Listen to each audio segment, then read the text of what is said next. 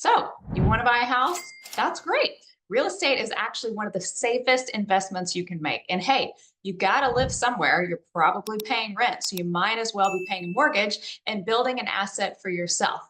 Now, if you're looking at buying a home, every state does a little bit differently. So here are the things you can expect if you are buying a home in Texas. So one of the first things I like to tell people is you need to figure out your timeline. Buying a home is not something that happens in just a couple of weeks. And I always like to work backwards. So I would start with when you want to be in your home and then work backwards from there. So first of all, from the time that you find a house, you go under contract, you have your inspections, your loan goes through underwriting and gets cleared to close. All of that takes about 30 days. So you need to be under contract on a house at least 30 days before you want to be moved in. That time is negotiable. It can be a little bit flexible, but it's not something that's going to happen in a matter of a week. So normally I say plan on about 30 days from contract to close. So that backs you up about a month. Now, how long it takes you to find that house, that can all depend on what kind of market you're in, how much inventory there is. But if I had to say just roughly, I would say it takes most of our buyers 2 to 4 weeks of going around looking at homes before they find the one they want, they make an offer, it gets accepted, and we go under contract. So now you're adding almost another month on top of that. So that's 2 months from start to finish, from the time you really go out and start looking, you get something under contract, you get closed, and the day you actually get your keys and get to move in. So keep that in mind. If you're wanting to move in December, that means you need to be out there actively looking in October. So don't wait too late or else you might miss that window. Okay, so tip number one obviously is going to be you want to pair up with a realtor. You want to hire somebody who's going to represent you throughout this entire process. They are going to streamline it for you. They're going to make it easier for you. They are going to explain all the ins and outs of what is a really complicated and long process. There's a lot of paperwork. You're signing contracts, legally binding contracts. You don't want to mess anything up. And they can help you make sure that you don't overpay for a house or leave money on the table. They're there to help you negotiate whenever it's time to make an offer, what's fair. They can tell you what similar homes in the area have sold for. They can help you negotiate inspections and let you know what things are really common and what's something that you definitely want to get the seller to take care of before you close on that house. They can also help you find homes that aren't necessarily on the market. So we can all go to those online portals and see the homes that are listed, but we have access to more homes. We are talking with each other in our offices. We sometimes know about homes before they're coming available. So we can get you a streamlined list of homes that are a good fit for you. We don't want to waste your time and send you to look at a bunch of houses that aren't in the end going to meet what you're looking for. So my number one tip is, first of all, get a realtor. One person who knows all of your needs, all of your criteria. They can show you any house that's out there. They will help you negotiate and help you get all the way through the process from start to finish. So step number two is, how are you going to be paying for this house? Are you going to be paying cash or are you going to be taking out a mortgage? Most people are taking out a mortgage. And so that actually means one of the first things you need to do before you go out and start looking at houses is you actually need to talk to a mortgage lender, get your pre-approval letter, answer their questions, let them guide you as far as what your monthly payment will be, what price range you should be looking in, and get all of that lined up before you go look at houses. A lot of people want to run out the door. They get really excited and want to go start seeing things, but actually this is one of the most crucial steps. And it's really important you get with that mortgage lender right up front. Your realtor can probably recommend somebody if you don't have anyone, and shop around a little bit, see what the rates are, what the fees are, what different loan programs are out there. Again, that can save you a lot of money. So that's the second thing you want to do. Get with your realtor and then get with your mortgage lender. Now you've got a team in place to help you through this home buying process. Okay, so once you've got your realtor and you've got your mortgage lender, then it's time to move on to step three, which is kind of the fun part. That's shopping for houses. So first of all, make a list of what your must-haves are and what your deal breakers are. Is there a particular area you want to be in? Do you want to be zoned to certain schools? Does your commute time really matter to you? Give all that criteria to your realtor so you can curate a list of homes to go out and start looking at in person. And you want to look in person because not everything looks as great as it does online. So you want to go walk through that house, live and take a look at the condition, see if it looks as good as it did in the photos. And what I always tell people is focus on the things that you cannot change about a house. You can't change the floor plan, really. You cannot change the location. You can very easily change the paint color, change the flooring. You can remodel a kitchen if you need to. So there are certain things that you can do later on your own, but that there are some things that like are never going to change about that property no matter what. So figure out what's most important to you. Honestly, you're probably not going to find a house that checks every box on your 100-page checklist. Stick to those top few, the things that are the most important. If you can find something in your budget that checks off the majority of those boxes, that house might be a really good potential fit for you. So step 4, you found a house, you love it, you're excited. Now you need to make an offer on that house. How do you do that? Again, this is why you need a realtor. You want to have representation. So your realtor is first going to look around and see what similar homes to that home have sold for. The seller might have priced it really well. The seller might have thought their house was worth more than it really is worth and priced it kind of high. If that's the case, you don't want to overpay for a home. You want to pay fair market value, or even better if they can negotiate you a good deal. So your realtor is going to pull comps, what we call comps, and help advise you on what you might want to offer for that house. There are things to take into consideration. If there's multiple offers, sometimes things sell for more than what they're listed for. That's not uncommon. Don't let that scare you away. If you really like a house and it looks like it's priced about right, but it needs significant work, then you might want to offer a little bit lower. So your realtor is going to help you decide what a good offer will be and then draft that up for you. You are signing a contract that you are going to present to that seller. Now, I always tell my buyers in Texas, don't freak out. We have a little protection period for you. It's called an option period. So if you make an offer, they accept it, and you go under contract, you have that option period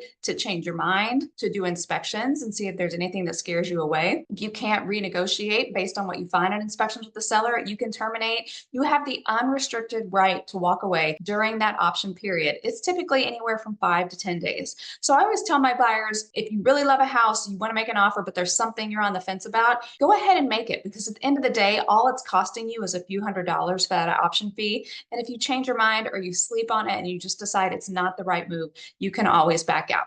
Your realtor will guide you through making your offer, negotiating, and you're going to negotiate multiple times, by the way, not just the first time, and not just price. There's a lot of terms in there that can affect the seller. So you're going to want to talk about all of the terms in the contract. Make your best offer, especially if it's a house you really love. And then once your offer gets accepted, you can move on to the next phase. Okay, so now you are in that option period once your offer has been accepted.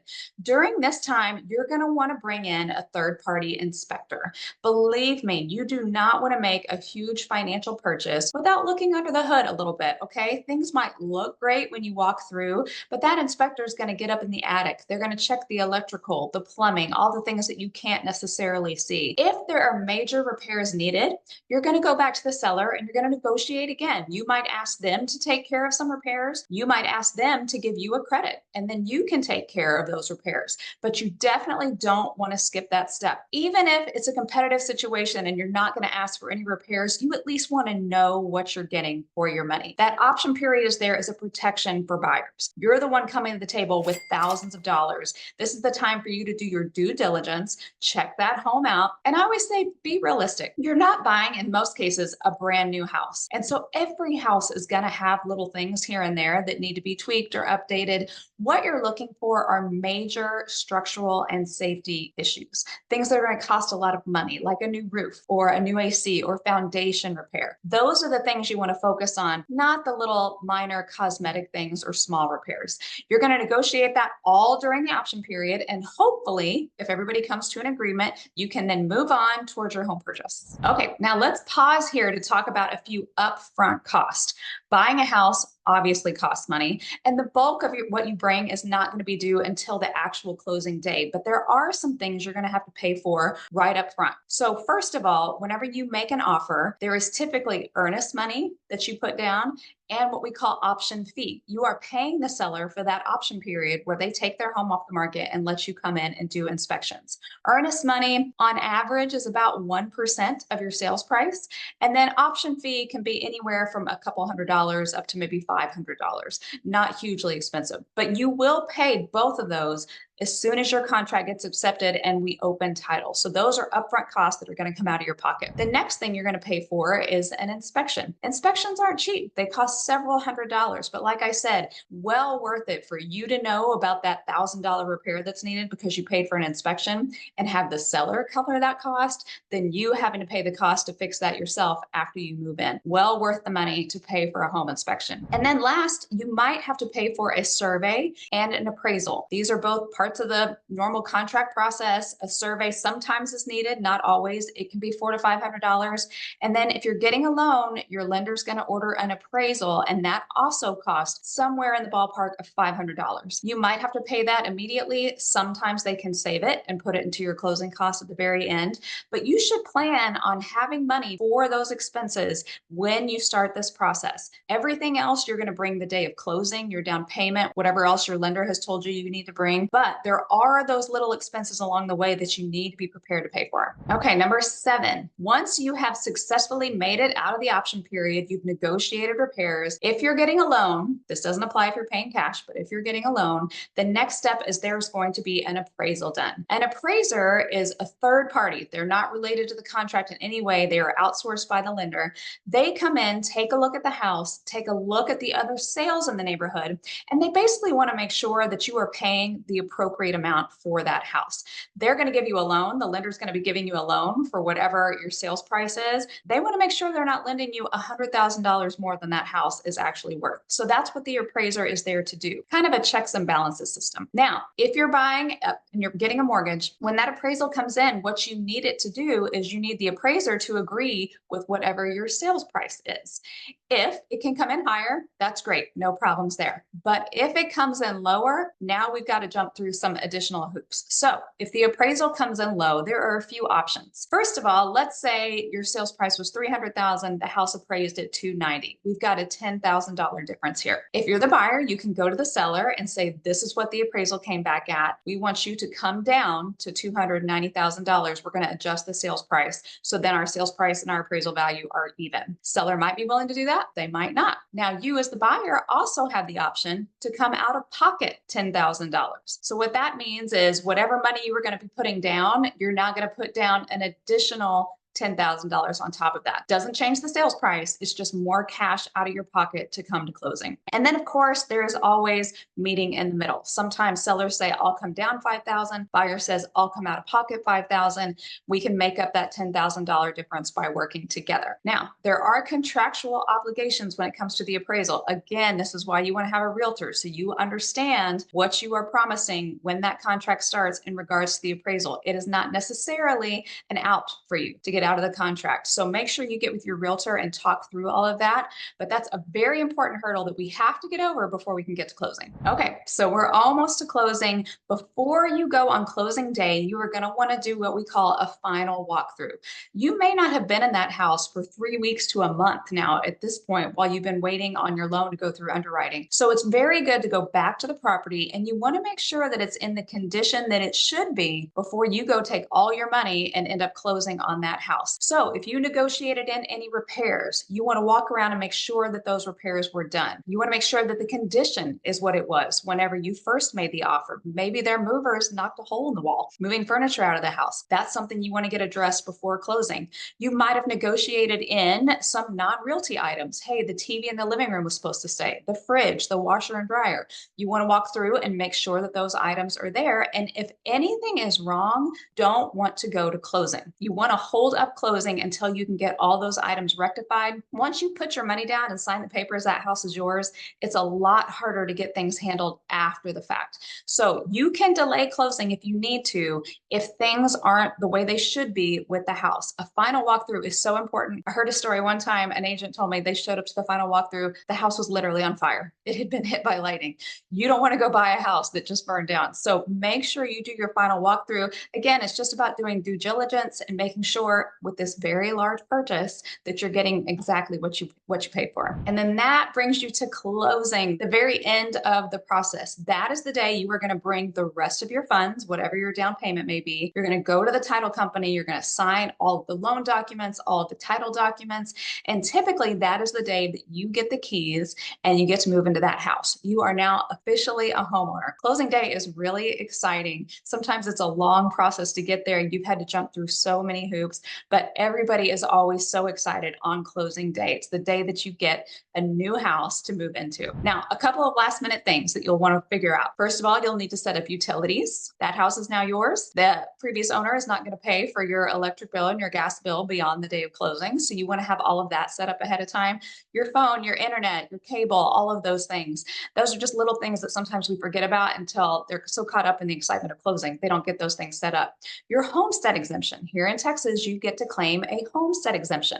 Once you have closed, there is a form you can fill out to file it. This will actually lower your property taxes now that you are a homeowner and you are living in that house. Your realtor can help you with all of these last minute details. Like I said, there's just a lot that goes on from start to finish. This is not a process you want to do on your own, especially when you don't know what you don't know. You want to have a professional there to help you.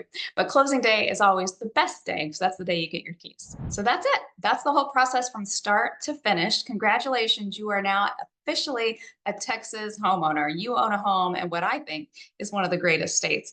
And like I said, it's one of the best investments you can make. Over time, that house is going to become more and more valuable. It's an appreciating asset, whereas most of the things we own depreciate over time. So you're only going to have to hang on to it for a few years before it will actually start making you money.